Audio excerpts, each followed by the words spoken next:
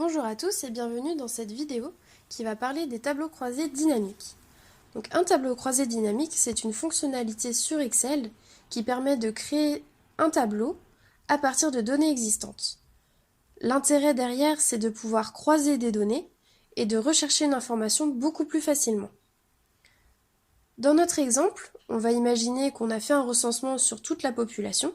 Donc j'ai représenté que 30 lignes fictives, mais ça pouvait être sur beaucoup plus de lignes. Et j'ai repris trois variables qu'on va étudier, donc l'âge, le sexe et la région. Chaque ligne correspond donc à une personne. L'intérêt du tableau croisé dynamique, ça va être par exemple de connaître le nombre de femmes et d'hommes. Ça peut être aussi le nombre de femmes et d'hommes par région, par classe d'âge. Je peux vraiment tout imaginer. La première étape va être de sélectionner le tableau. On a un petit tableau, on pourrait le faire à la main. Le plus simple, c'est de sélectionner la première case et d'utiliser les touches CTRL et A. On a donc l'ensemble de notre tableau, puis on va dans l'onglet Insertion, puis Tableau croisé dynamique. Une fenêtre s'ouvre, on a donc bien notre plage de données qui est renseignée, et il nous propose de créer le tableau croisé dynamique sur une nouvelle feuille.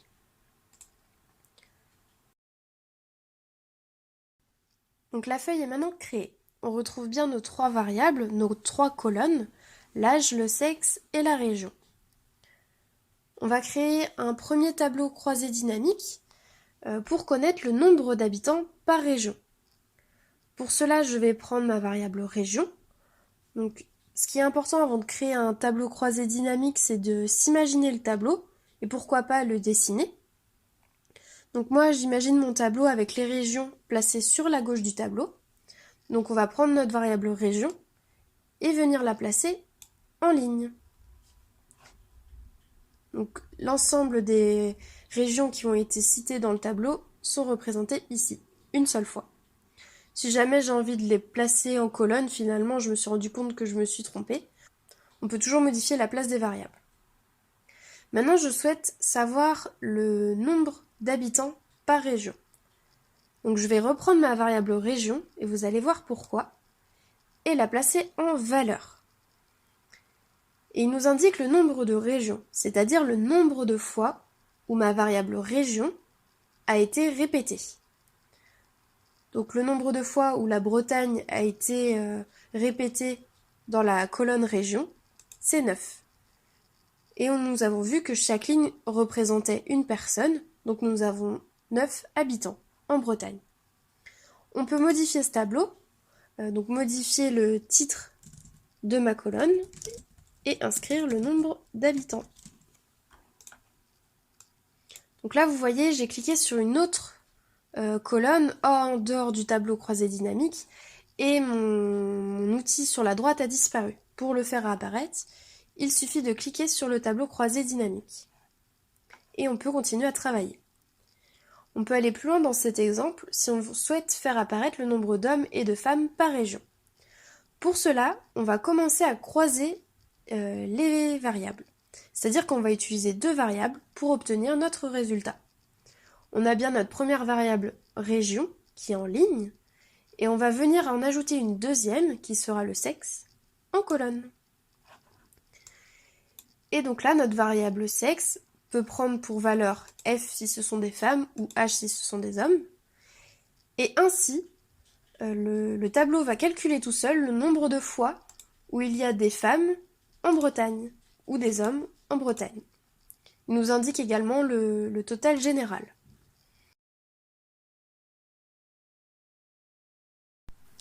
On va faire un deuxième exemple avec d'autres variables. Donc pour les enlever, il suffit de sélectionner la variable et de la replacer ici. Donc voilà, notre tableau est vide, on peut commencer le deuxième exemple. Ce que je souhaite faire apparaître, c'est le nombre d'hommes et de femmes par classe d'âge. On va donc prendre la variable âge et la placer en ligne, par exemple, ainsi que la variable sexe et la placer en colonne. Il faut maintenant des valeurs pour remplir notre tableau, Et le travail d'Excel, ça va être de chercher. Par exemple, pour la case B5, Excel va chercher combien de fois le sexe femme et l'âge 10 est apparu. Ça peut être 0, 1, 2, 3, voire plus, 2 fois. Et il va faire la même chose avec toutes les cases. Donc si je prends un exemple aléatoire, par exemple la cellule C15, il va chercher combien il y a d'hommes de 45 ans. Donc quelle variable affectée dans le champ valeur. Donc il y a plusieurs possibilités. Moi je vais reprendre la variable sexe par exemple et va me mettre le nombre de fois où il y a eu un homme qui est apparu avec l'âge de 10 ans. Ce qu'il faut toujours vérifier, c'est que notre total général correspond bien à notre total dans notre tableau de base. Donc c'est de se donner des éléments de repère, savoir si on a bien sélectionné la bonne variable. Donc là, notre tableau n'est pas très lisible. Ce qu'on va chercher à faire, c'est de regrouper les âges de 10 en 10.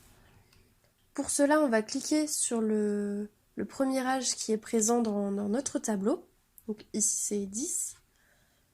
Puis on va dans l'onglet Données. On va dans Plan et on va grouper. Une fenêtre s'ouvre.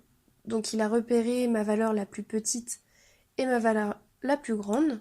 Et il me propose déjà de faire des classes d'âge par 10. J'aurais pu aller de 5 en 5 ou de 20 en 20. Donc on va laisser par groupe de 10 et cliquer sur OK. Et tout seul, le tableau va s'afficher de cette façon. C'est-à-dire que on va prendre une population qui a un âge compris entre 10 et 19, puis de 20 à 29, 40 à 49, etc. Et on a un tableau beaucoup plus lisible. On peut également avoir la proportion de personnes qui sont comprises dans ces âges-là, plutôt que la valeur absolue. Pour cela, il faut aller dans le champ valeur et modifier ce champ-là. Par défaut, Excel met le nombre de personnes, le nombre de variables repérées. On peut le modifier en cliquant sur la petite flèche, puis paramètres des champs de valeur.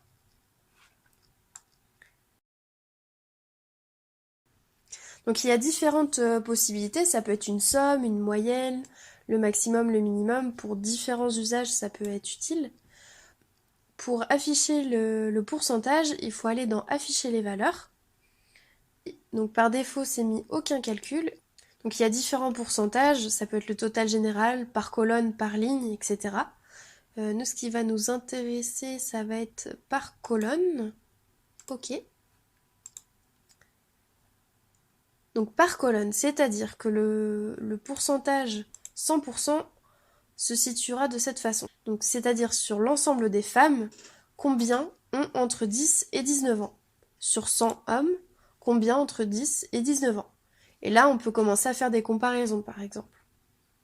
On aurait pu également le faire en ligne, c'est-à-dire sur la population de 10 à 19 ans, combien de pourcents sont des hommes ou des femmes. On peut vraiment mélanger on peut vraiment modifier comme on le souhaite. Et enfin, dernière fonctionnalité, on va voir les filtres. Donc concernant les filtres, là par exemple on a nos âges et le sexe, mais je peux le faire apparaître selon la région. Donc pour cela, on ajoute un filtre. Donc je choisis ma région comme étant le filtre, et le filtre s'ajoute ici. Donc par exemple, je peux afficher mes résultats uniquement pour la région de la Bretagne. Et donc on voit notre population comment elle est. Et je peux ensuite changer, mettre Centre-Val de Loire. OK. Donc ce filtre, c'est une option qu'on peut ajouter sur notre tableau qui va nous permettre d'affiner nos données. On aurait pu également ajouter la région sur notre ligne ici. Donc en fonction de l'ordre dans lequel on va le mettre, ça va être plus ou moins intéressant. Donc là, il faut bien mettre la région en premier et l'âge en deuxième. Et donc là, on peut faire apparaître nos régions, les diminuer,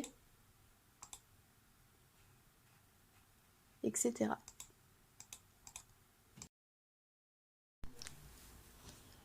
Dernier exemple, pour montrer qu'on peut changer la valeur, non pas mettre un nombre, mais mettre une moyenne, un maximum, un minimum.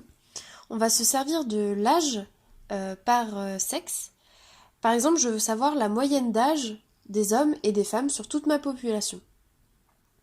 Donc pour ça, je vais reprendre la variable sexe et la mettre en colonne, ou en ligne, peu importe. Et ensuite, je vais prendre ma variable âge et la placer en valeur. Donc par défaut, il nous met le nombre de personnes pour lequel il y a un âge de déclaré dans notre base de données. Nous, on ne veut pas le nombre d'âges déclarés, on veut la moyenne. Donc on retourne dans paramètres des champs de valeur et on change nombre par moyenne. On clique sur OK. Et là, notre tableau a calculé la moyenne d'âge des femmes et la moyenne d'âge des hommes. Si on n'avait pas mis la variable sexe en colonne, je peux l'enlever, on a la moyenne d'âge de l'ensemble de la population. Je vais remettre ma variable sexe. On peut également obtenir l'âge maximum, l'âge minimum. Donc on retourne dans les paramètres.